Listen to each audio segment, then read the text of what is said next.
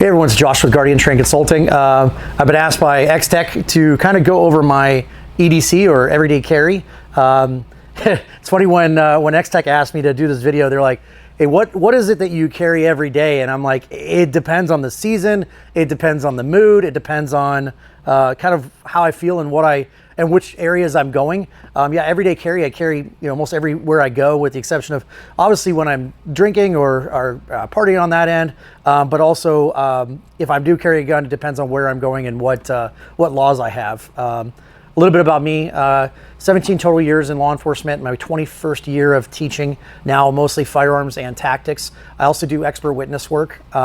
So started my career in the United States Air Force doing nuclear weapons security. So I transported nuclear weapons on city streets from point A to point B, and then went into civilian law enforcement with the Minot Police Department in the city of Minot, North Dakota, and then finally came back and did the rest of my career in the city of Chandler Police Department. Retired and started Guardian a couple years before I retired, and now Guardian Train Consulting is owned by my wife and I. I also do expert witness work, so I'm a qualified and court-admitted expert in the realms of use of force and firearms. So I do any cases that involve firearms, particularly murders, aggravated assaults, or any civil cases involving typically wrongful death in that regard. So that's a little bit about me.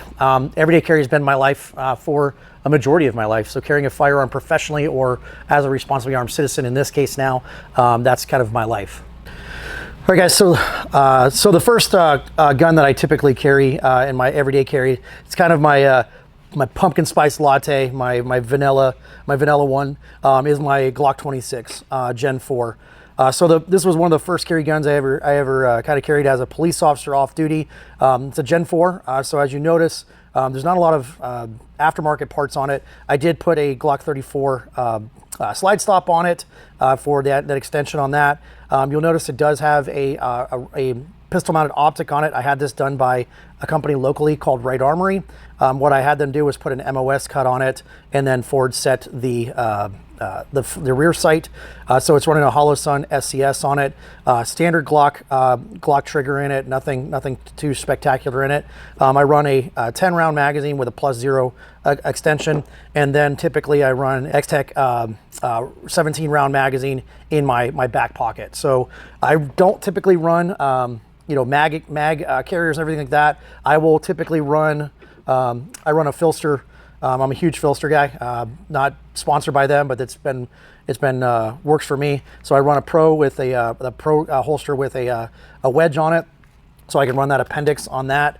And then I typically run a 17-round magazine in my back pocket. So as it sits right now, you have a firearm that can carry about approximately 28 rounds to your disposal in a very subcompact package, minimalist package. So the newest addition to my I guess collection or EDC life is the new Gen 6 17 KOA. So the KOA was released 2 years ago at SHOT Show, involving Glock and Aimpoint with the new A-cut style system. So I just retired my Gen 5 Glock that I carried for a numerous amount of years. That was my duty firearm when I was a police officer, and now went to the new Gen 6.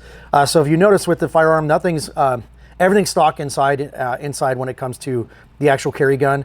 Again, it comes with the KOA. I've mounted the X300 turbo on it, and the only other thing that I've done with it is put the SLR Rifleworks magazine well on it. So I run typically I'll run a flush fit 17-round magazine in the firearm, and I'll typically carry a +2 magazine in my back pocket. Again, from that Filster life, if I'm carrying a firearm with a weapon mounted light, typically I'll go with the Filster floodlight, because the great thing about the Filster floodlight is it indexes on the light and not the firearm. So if I carry a firearm that has an X300 turbo or ultra on the firearm, I can carry it into that floodlight. Or if I take the light off, then I can throw it into the same holster that I have for my Glock 26, because the Pro Series will fit a Glock 34, Glock 17, 45, and any 9mm double stack fire Glock or 40 Smith & Wesson. So if I'm not going to carry it with a light, I typically carry it in this holster, and if I carry it with a light, I will typically carry it in that holster. So I get a lot of questions about why I carry a Glock 26, or what we call the legacy baby Glock in 9mm versus the new slimline Glocks such as the Glock 43, 43X, or the 48. For me, I'm a kind of that purist in the Glock sense of if it ain't broke, don't fix it. That's the first one. And then two, the likelihood of me running into Glock 17 magazines, Glock 19 magazines, Glock 34, Glock 18 magazines, the Stendos, is pretty high. This is pretty much the #1 selling magazine in the United States. So the great thing about the Glock 26 is you can put a Glock 26 magazine in it. You can put a Glock 19 magazine, or the 15-round magazine, or a Glock 17 magazine, or even the Glock 18 with a 33-round magazine. So the great thing about the Glock 26 is it will feed any and all double stack 9mm magazines that they make. So I'm a huge advocate is if I'm working with somebody or one of my other people are carrying a gun, there's a high likelihood they're carrying some type of double stack legacy Glock magazine. So I get a lot of questions about when would I carry a firearm with a light or without a light. Obviously with the Glock 26, very limited options. I think the only real light that they make out there that fits a Glock 26 is the Streamlight series. So why would I carry a Glock 17 or a 45 or a little bigger Glock 19 with or without a light? That really just depends on my mood for the day or where I'm going. So obviously if I'm going anywhere, I will always carry a handheld light of some type, whether it's a Surefire series like this or otherwise. When I teach my low light classes, I inform the people that if you are searching, you're using a handheld light. The weapons mounted light can be used in a searching fashion, which we typically teach in what we call baseboard splashing, so you're not actually pointing the light at people. But again, this is a backup to this. So a weapons mounted light is a backup to your handheld light.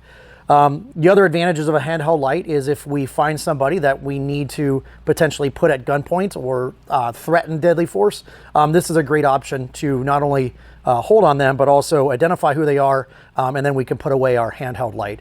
So there's many ways we can do that, but my decision to carry a weapons mounted light, for the most part, if I'm carrying a large firearm like this, there's really not much more to carry a light. And as we always say, 2 lights are one light is none. All right, so let's just get it out of the way. A lot of people, they're like, why would you carry a Ferrari race car? Well, because I want to carry a Ferrari race car. It makes sense at times. So is the Staccato XE one of the most ridiculous pistols on the market? I would say so. Yeah, you can get into Atlas Gun Works and a lot of different custom, but for out of the box performance, there's very few guns in my experience that run as fast, as smooth, and as flat as the Staccato XE. So do I carry it at times? Yes. Typically in the winter months, typically in places that I can wear more layers. So I will typically carry the gun cocked and locked. I'll carry a 17-round magazine, flush fit in the Firearm, and then I will typically in my back pocket run a 20-round magazine in my back pocket. So as you see, over 30 plus rounds of 9mm, and because again, being that Filster fan, the great thing about the Filster floodlight is it will fit my Staccato, or it will fit my Glock 17. So if it has a Surefire light on it, it will fit almost any frame of firearm.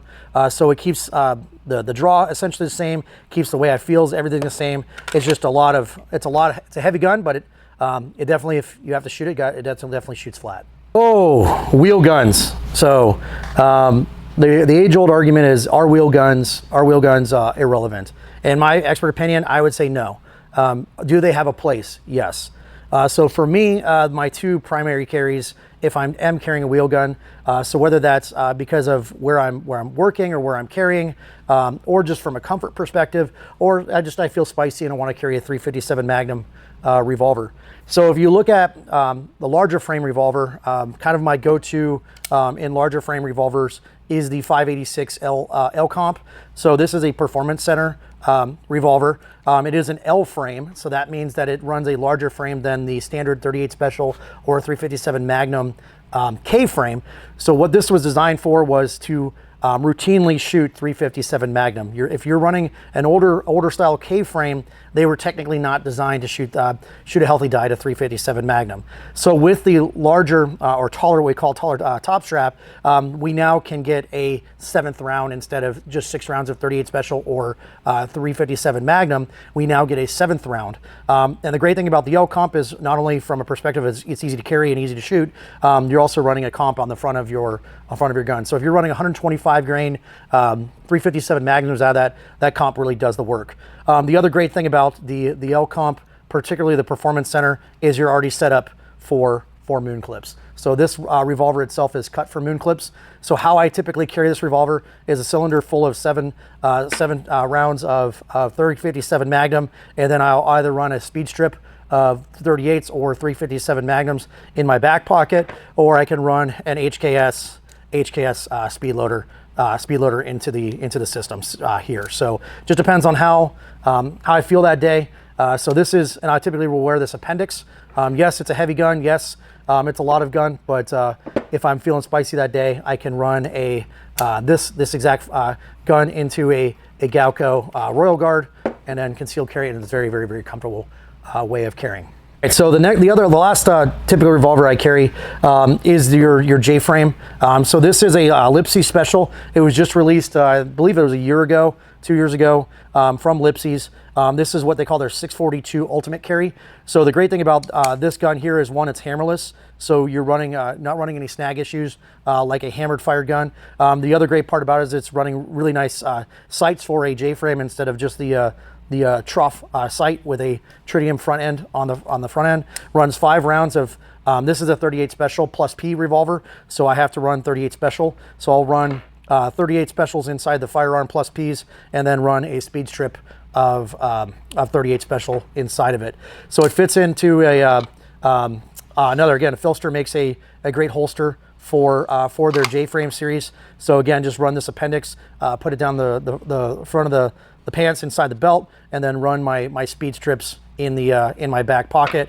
And so if I carry 2 speed strips with my 5-shot, I'm usually running about anywhere from 10 to 15 rounds of 38 Special plus P. All right, so I get asked, outside of the firearms that I typically carry, I get asked, what else do you carry? So obviously some type of white light for me is an absolute crucial one outside of your iPhone. I think we talked about that a little bit in other segments. But what do I also carry for tools and maybe some other self-defense options? I live in the wonderful state of Arizona where dang near anything is legal here. We live in a free state. So the first thing is, I'm not a huge knife guy. I'm not a bougie really knife guy because I really mistreat them. So people ask me, what kind of knife do you carry? Yeah, I just carry a basic, the freebie 511, freebie 511 knife. I keep it sharpened and go from there. So more of a tool than me being a knife fighter on that end. Very utilitarian. The other thing I carry at times, these are kind of sentimental to me, given to a good friend of mine that worked in law enforcement a very long time ago. Is a set of brass knuckles. I get this question a lot: are they legal in the state of Arizona? The answer is yes. So having some type of impact tool for me is important. I can break windows with it by simply throwing it out a window if it's not a laminate window. There's a lot of other things you can do besides the obvious with the set of brass knuckles. So I'll typically carry these in a pocket if I'm going somewhere, and just having a nice tool. As I say, it's always a good idea to have something between profanity and a pistol. And these are a good tool. So not only from a perspective you can strike somebody with a flashlight, but also with a set of brass knuckles as well. All right, guys, so everyday carry is not just what you carry, how you carry it. It's a lifestyle. So whether you agree with what I carry or disagree with what I carry, at the end of the day, the biggest thing is that you carry. But the most important part that I can impose upon you, not only as a fire instructor, not only as an expert witness, not only as a retired police officer, but as an American, our rights to bear arms is given to us by God, but with rights come responsibility. And the one thing that I absolutely care about, I don't care whether you carry a Staccato or a Glock or any other type of firearm. What I do care about is getting some type of training and being a responsibly armed citizen. So the first and foremost thing is get the training, get good quality training, vet your instructors, and be successful. Your 4 R's. The 3 R's? Yeah, your 3 R's. Okay, all right. So, all right, so training. So to create training, training must be legally defensible. Because at the end of the day, the most litigated part of any type of use of force incident, whether that's physical force all the way up into including deadly physical force, the most litigated part of any use of force encounter is training. And for training to be legally defensible, you must possess my 3 R's of training. And your training must be recent, it must be relevant, and it must be realistic. So seek out instructors that you're continually training with, because training is a journey and not a destination. And secondly, make sure it's relevant to your cause, not just police tactics, learning to be a citizen and doing police tactics, or learning from that special forces guy. I respect their service as a veteran myself, but make sure it's relevant to your cause. And lastly, it must be realistic in nature. So not only should you be on the range learning how to create a symbiotic relationship with a gunpowder activated hole poking device, commonly referred to as a firearm, staying on a range shooting, doing live fire training, but interlace that with decision making, simulation based training, force on force, and truly pressure test those skill sets. All right guys, thanks for attending. Like, comment, and subscribe, and I'll see you out on the range.